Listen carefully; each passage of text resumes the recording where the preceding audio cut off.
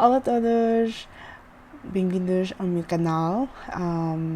Neste vídeo é segunda parte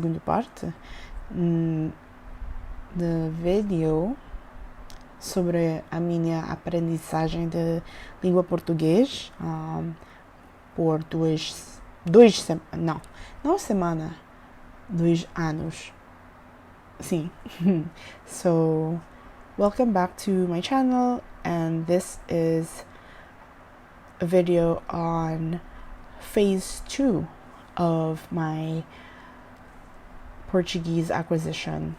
So, I started, like in the previous video, which I'm going to link up here, I spoke about the first 600 hours from the 18th of June 2021 to around November of 2021, where I accumulated 600 hours of Portuguese learning. And at that point, I would consider myself an upper, maybe a weak upper beginner. So I'm going on the CFR levels, which is A1, A2 for beginner, so lower, high, upper beginner, and then intermediate B1, B2, and then proficient C1, C2, and then native level. So the first 600 hours I had gave me, or I was able to get to, I would think, a low, I just got, it's an A2.5. I wasn't a full A2, it was an A1.5, so I wouldn't consider myself a full A2, or maybe that's what it was. I think I did get to A2 level. So phase 2 for me would be after 600 hours. So after the initial 600 hours, after I made that video with my friend, which I will also link up here, I got, so if in the first 600 hours I wasn't bothered with the accent, I was focused on vocabulary acquisition in Portuguese. By this point, I was focused on purely the European Portuguese accent. So I kind of stopped watching, save for Cidade Invisible City, because it was a good, I liked the story. It was about the supernatural and myths of folklore of Brazil. So except for that was an outlier. I spent most of my time, or all of the time, with Portuguese, and focused on European accent and vocabulary, because the grammar is different from Brazil and the rest of Portugal, Mozambique, Angola, and the African countries that also speak Portuguese. They're kind of similar to Portugal, but Brazil is different. So I focused not on the Brazilian grammar, but the continental European grammar. And then I watched, it was available at this point, Gloria. It's a show from Portugal series. And then I made 30 days of videos in Portuguese, which I did in January of 2022. So I did videos every day from the 1st of January to the 31st of January, all in Portuguese. But I also have to mention that at December of 2021, I started learning Russian as well. So this is why after the first 600 hours, my daily accumulation of hours in Portuguese was slower, because I was sharing that time with Russian, and now I'm sharing the same time with French. So Russian took a hit, but that's for another video. So okay, so and then I was reading more books without the audiobook, just to get more vocabulary as well. So at this point I was not listening to anything in Brazilian. Like if before I was watching like full-length movies of Brazilian Portuguese, at this point after 600 hours, once I got to A2, I wasn't watching anything in Brazilian Portuguese anymore, because I wanted to solidify the European accent. It's just my method, but I still read books because it was not available in European Portuguese grammar. I read O Alquimista. I finished 2 books in 2022, O Alquimista and Harry Potter, a Pedra Filosofal, the first book. And then I continued to watch Portuguese with Leo, with a better understanding, of course. And then, I also watched Até que a Vida Nos Separe on Netflix. And it was, I liked it. It was funny. It was like a comedy drama kind of show. And again, focused on words with European accent. And then I also watched videos of another YouTuber from Portugal, Menina Mart,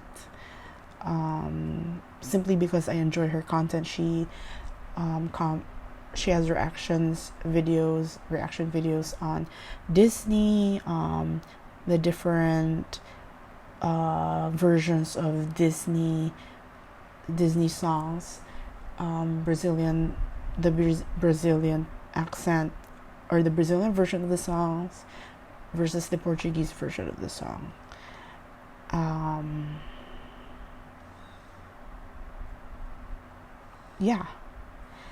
then I still did a lot of passive listening though. And then I also at this point watched a lot of movies, desenho animado, like cartoons in European Portuguese. I started with watching like movies that I've seen before, like for example Vivo on Netflix, and then when we got Disney Plus in the Philippines, I watched Frozen 1 and 2 in Portuguese, Encanto in Portuguese. So I still had to look for movies that I've watched before but had specifically the European Portuguese accent. Okay, so I have a list here. So it's Encanto, Frozen 1 and 2, Princess and the Frog, and then this is why I wrote here phase 2.5, because I feel like at this point I got from an A2 to a B1, because now I was watching new movies that had just come out that I've never seen in English, but now I'm watching it in European Portuguese. See, movies are different from podcasts, wherein you could like the meaning of the words are made comprehensible because of the actions. So if I say tu, my pointing would kind of tell you that I'm talking about tu, like you, or eu, me. But podcasts, or even podcasts with accompanying videos, the person talking wouldn't be expressing themselves. They would just be talking with whoever they're talking to on the podcast. So that's different. So for phase 2.5, which I wrote here from after this for initial 600 hours, I was watching again, yeah, so movies that I've watched in English and then now in European Portuguese, or new movies, but mostly for children, like Slumberland. I think that was soccer football movie, and even Shadowhunters. It's on Netflix, and I'm also watching those in European Portuguese because the dub and the subs are available for European Portuguese. So, and I also listen to native content, but only passive listening, like to get more the pacing, get the pacing of native speakers. So I was listening to and watching podcasts on YouTube by Observador PT, and this is still a lot of passive listening for this. And then I have hour-long sessions more with my first tutor, basically, because now I can get into more conversation. There's more content. It's I don't like stop every time I need to say something because I don't know the words. So there's still a lot of things that I don't know. Obviously, 2 years is what nothing. And I thought like at this point it's like 930 hours so from 600 hours to 930 hours, so 300 hours. That was, I got that in 12 months or more, like 11 months more, or like 11 months. So December of 2021 to December 2022, I got 330 hours, simply because I was also giving time to Russian. So I got like 500 hours of Russian. So for the whole year, I got 800 plus hours of language, both for Russian and Portuguese, which is why it's kind of slow. And well, we have a limited amount of time, and if I wanted to learn Russian, I would just have to put it in there. And my Portuguese, of course, the improvement or the time I spent with it slowed down, but that's life, you know. So that's where I am with phase 2. So the recap of phase 2 would be, in phase 1 I was focused more on acquiring vocabulary, so I didn't mind the accent, and learning common introductory speech. So that's the first 600 hours. And then phase 2 to 2.5, which I wrote here, was basically from A2 to B1. After 600 hours, that was like 330 hours more. I focused on the European Portuguese accent and read a lot more. I still did passive listening, but now, because I'm over the common introductory speech, now I need to be just reading a lot more instead of listening. I mean, of course, I still need to listen. That I still listened to European Portuguese content, but spent most of the time reading to gain more vocabulary.